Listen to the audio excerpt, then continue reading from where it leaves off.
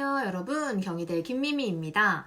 오늘은 여러분 우리 2023년 버전 경희대학교 논술의 변화 양상을 같이 알아보기 위해서 이렇게 영상을 켰습니다. 여러분, 우리가 2022년 모의 논술부터 경희대학교 인문과 사회의 변화가 조금씩 드러나기 시작을 하면서 우리가 작년에 예상했던 것 그대로 2022년 기출문제 역시 모의고사와 비슷하게 문제의 유형이 변화하고 그 난이도 역시 꽤나 올라갔다라는 것을 아실 거예요. 논술에 대한 중요성이 커지고 각 대학교 논술들이 점차 난이도를 높여가는 과정에서 우리 가장 가고 싶어하는 경희대 논술이 바뀌었다는 거, 그리고 기존에 약 8년, 9년 동안 유지해오던 논술 문제의 유형을 싹 바꿨다라는 점은요, 저희가 반드시 주목을 해야 될 만한 포인트라고 생각을 해주시면 됩니다. 그래서 오늘 영상에서는 경희대 사회계열을 먼저 다루도록 할 거고요. 그리고 이어지는 영상에서 경희대학교 인문계열의 유형은 또 어떻게 바뀌었는지를 같이 얘기를 해보도록 할 겁니다. 어쨌든 이렇게 예사롭지 않았던 경희대학교 사회계열의 기출이 작년 기출부터 자리를 잡아가면서 우리는 역시 이에 맞게 대비를 해주고 합격까지 열심히 공부를 해보는 게 굉장히 중요하겠죠. 일단 가장 기본적으로 확인할 수 있는 거는 여러분, 짜잔! 여기 보이는 것 같이 경희대학교 사회계열의 이제 문제 자체도 꽤나 읽기도 어렵고 까다로워 보이는 게 느껴지실 겁니다. 그만큼 사실 경희대학교의 변경된 유형을 보면 기존에 있는 기출보다는 확실히 까다로워지기는 했어. 다만 여러분들이 걱정하지 않으셔도 되는 부분은요, 그 난이도 자체에서는 큰 변화가 있지는 않습니다. 원래 경희대 기출은 지문 자체가 남들이 막 쉽게 해석하고 쉽게 이해할 정도의 지문은 아니었어. 근데 이번에 바뀐 유형들 역시 그 제시문의 난이도라든지 혹은 그래프와 수리의 난이도는요, 별로 크게 달라진 점은 없습니다. 다만 우리가 읽어야 할 제시문의 양과 그리고 논제가 요구하는 그 방향이 많아졌을 뿐이다 라고 생각하시면 됩니다. 그래서 논제 1은 기존과 유사하게 분류와 그리고 요약하는 과정으로 진행이 되고요. 논제 2 같은 경우가 굉장히 많이 바뀌었지. 기존에는 하나의 제시문이 두 가지 제시문을 평가하는 그런 방향성이었다면 이번엔 여기에서 경희대가 지금까지 한 번도 하지 않은 나의 생각 쓰기가 등장을 하게 됩니다. 여러분, 나의 생각을 쓰라고 했다라고 해가지고 또 완전 나의 생각을 가져오는 게 절대 아니라 무조건 제시문에 기반한 나의 생각이기 때문에 여러분들은 내가 논제 1에서 다뤘던 내용들 중에 좀 더 잘 설명할 수 있는 주장을 하나 선택을 하고 나머지 새롭게 등장하는 3가지의 제시문을 또 평가해주면 됩니다. 그러니까 기존에 되게 6개의 제시문 혹은 7개의 제시문으로 이루어졌던 것과 달리 제시문의 양도 많아지고 우리가 신경 써야 될 템플릿과 그리고 전개 방식, 문단 전개 이런 것들이 까다로워진 거죠. 그리고 마지막 3번째, 여러분 기존의 원래 논제 3번은요, 딱 수리 영역과 그 수리에서 나온 결과값을 바탕으로 하나의 제시문을 분석하는 그런 방향으로 나아갔습니다. 그리고 작년 2022년 모의 논술에서는 딱 그래프 분석으로만 바뀌었어.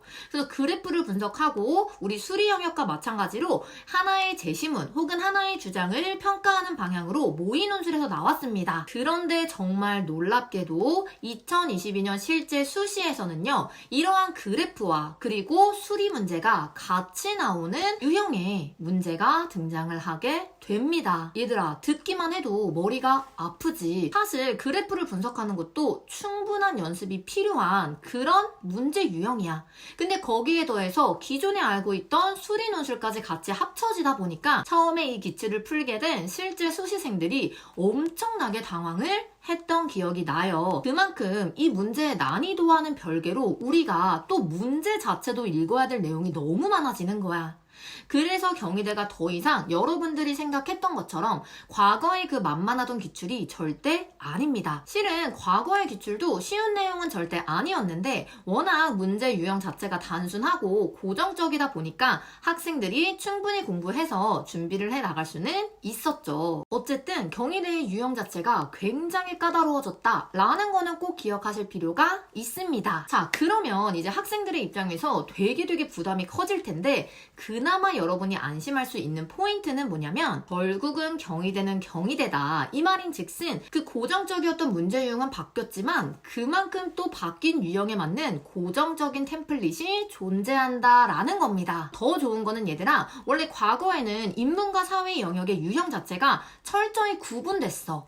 근데 지금은요, 이 경희대 인문 계열의 유형과 그리고 지금 사회 계열의 유형이 꽤나 비슷합니다. 그러다 보니 여러분들은 그냥 사회 계열만 쫙 풀고 끝낼 것이 아니라 최근 나오는 인문 계열 기출들도 충분히 풀어내면서 우리 공부의 양도 많이 늘릴 수 있고 통합하여 공부가 가능하게 된 거죠. 실제로 우리 9월 모의고사가 지나면 사회 계열을 준비했던 친구들도 인문 계열로 갑자기 바꾸는 경우도 분명히 있어. 근데 그렇다 하더라도 경희대 같은 경우에는 이 인문으로 공부한 걸로 사회 계열 같이 쓸 수 있고 사회 계열 공부한 걸로 인문 계열 같이 쓸 수가 있습니다. 너무 좋지 얘들아. 학생들의 입장에서는 굉장히 좋은 기출문제들이 더 늘어나게 된 거죠. 어쨌든 우리는 이 바뀐 유형과 이런 것들을 쓰는 전개 과정에 대해서 정말 세밀하게 분석을 한다면 충분히 우리 까다로운 문제에도 불구하고 역시 합격을 향해 달려나갈 수 있을 거다라고 생각을 해주시면 됩니다. 문제 유형에 대해서 오늘 들어가게 될 거고, 그리고 정말 중요한 논제 2번의 전개 과정들은 추후에 올라오는 경희대 영상을 통해서 여러분들 더 자세히 가져가실 수 있으실 겁니다. 자, 그래서 오늘은 대략적인 각 유형의 포인트들을 잡아갈 건데, 일단 첫 번째로 논제 1번은요 여러분, 아까도 말씀을 드렸다시피 변화된 거 없죠. 기존의 유형 그대로 분류와 요약을 하게 되는 그런 기출문제가 됩니다. 다만 얘들아, 우리 그 분량 자체가 논제 2번과 3번을 포함해서 더 많아진 건 사실이야. 그렇기 때문에 우리 주장과 근거를 차별적으로 뽑아야 되는 그 연습을 더 많이 해야 되는 그런 기출이 된 거죠.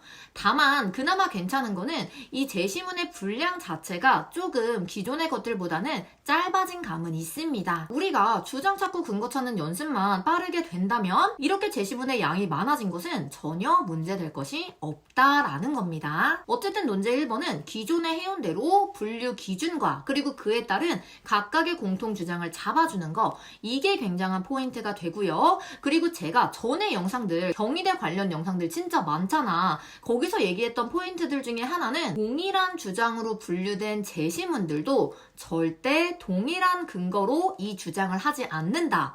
더 간단하게 말하면 내가 가나다가 하나의 주장을 하고 있어. 그렇다고 해서 이 하나의 주장을 하는 가나다의 근거가 모두 똑같지 않다라는 겁니다.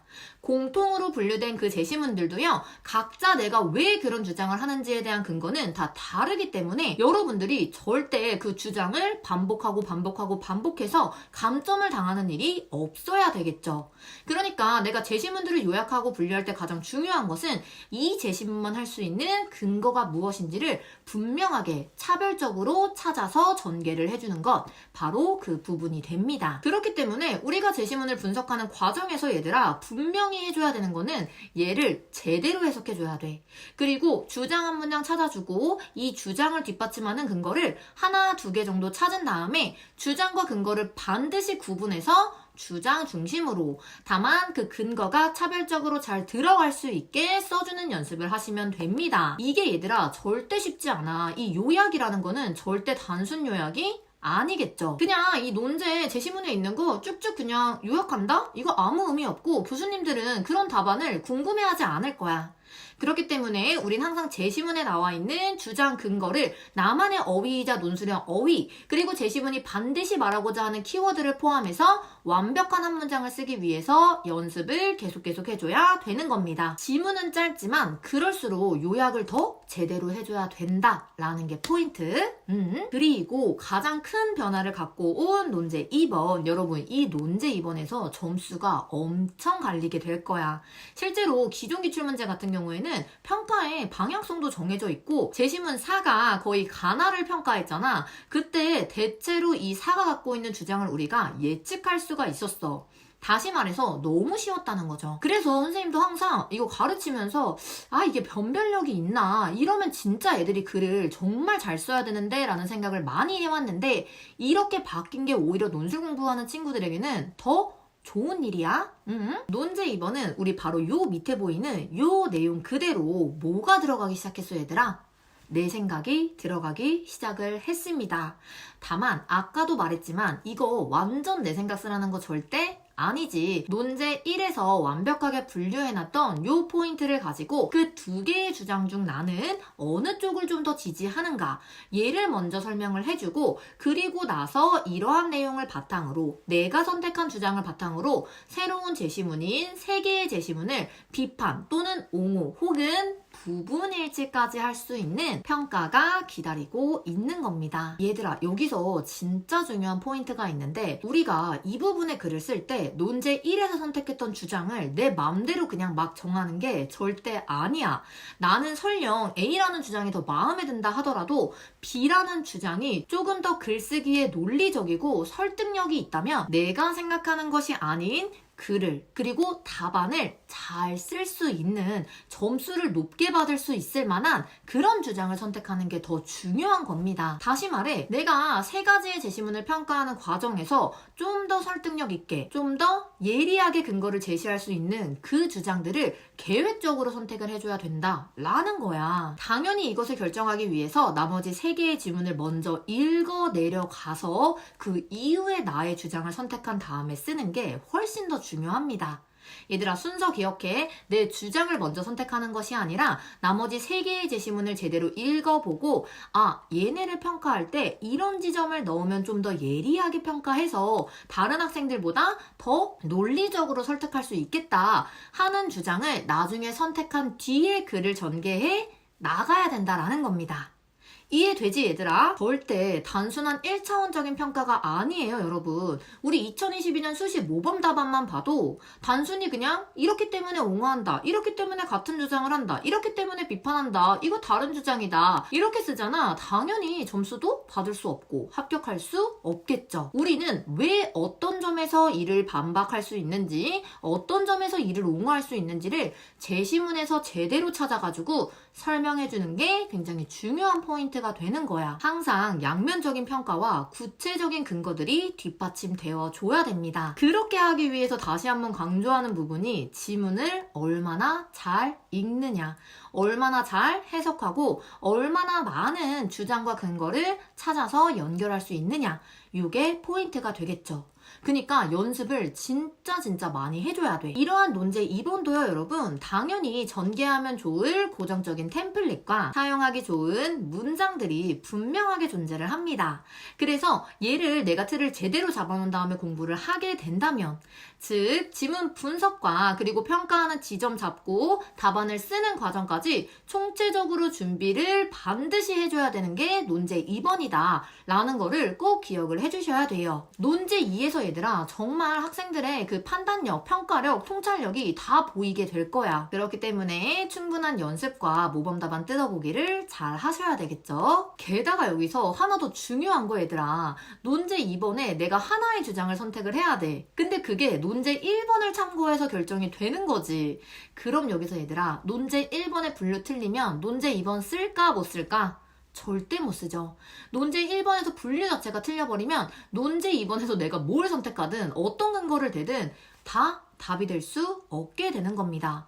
당연히 논제 1번에서 분류가 틀리면 얘들아 논제 2번까지 채점이 되지도 않아. 그러니까 우리는 논제 1번부터 신경을 써서 기준과 공통주장을 잡아주는 게 너무 중요하겠죠. 자, 그리고 마지막 논제 3번 수리 문항과 그래프 문항에 짬뽕된 새로운 유형이 나왔다 라고 보시면 되는데, 얘들아 그나마 다행인 거는 있잖아. 전 영상에서들도 말했지만 경희대학교의 그래프가요 절대 어렵지 않습니다.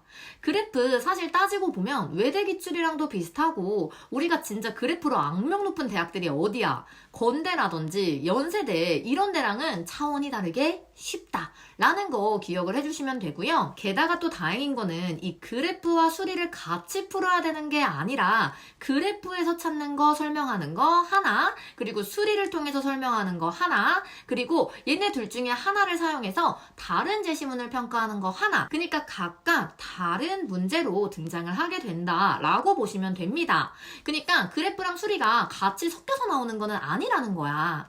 그치만 이런 거에 상관없이 그래프 분석과 수리 문제는 무조건 맞춰줘야겠지. 어쨌든 그래프의 난이도 자체는 굉장히 무난한 편이기 때문에 그래프를 분석하는 방법, 그 그래프와 제시문의 키워드를 연결하는 방법, 이 그래프를 답안에 전개하는 순서, 얘네를 다 역시 제대로 체계적으로 잡으시고 나면 논제 3번 때문에 또 떨어지는 일은 없으실 겁니다. 왜냐면 수리 문제 같은 경우에는 답이 분명히 있고 그래프도 굉장히 쉽게 나오기 때문에 여러분들이 논제 1에서 키워드와 분류 잘 하고 논제 2에서 평가 제대로 해주고 그렇게 된다면 논제 3번은 사실 이 논제 1, 2와 비교해서 크게 어려운 부분은 절대 아닙니다. 이해되시죠, 여러분? 어쨌든 여러분, 논제 1부터 논제 3까지 굉장히 많은 영역이 바뀌었기 때문에 우리는 정말 경희대 논술을 처음 시작하는 것처럼 제대로 준비를 하셔야 됩니다. 근데 뭐 우리 논술 준비하는데 당연히 하나도 허투루 해서는 안 된다라는 거는 분명히 아실 거예요. 그러니까 여러분, 우리 진짜 경희대를 가고 싶다, 경희대를 준비하고 싶다라고 하신다면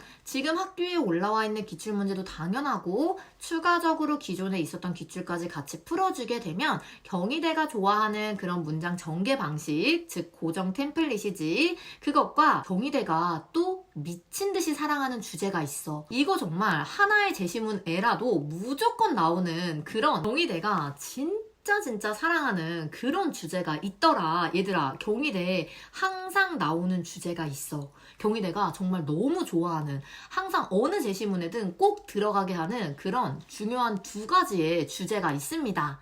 대립 키워드로 이 2가지를 얘들아 나중에 또 경희대에 추가적으로 설명을 할 때 영상 정리해서 올려드릴게요. 반드시 확인하고 가셔야 됩니다. 맨날 나와. 자, 그럼 여러분 7월부터 시작되는 대학별 논술 수업을 희망하시는 분들 혹은 상담받을 내용이나 문의하실 내용이 있으면 고정 댓글란에 있는 오픈 채팅방으로 언제든지 카톡 주시면 됩니다. 오늘도 저의 영상이 도움이 되셨길 바라며 우리는 수업에서 봐요. 안녕.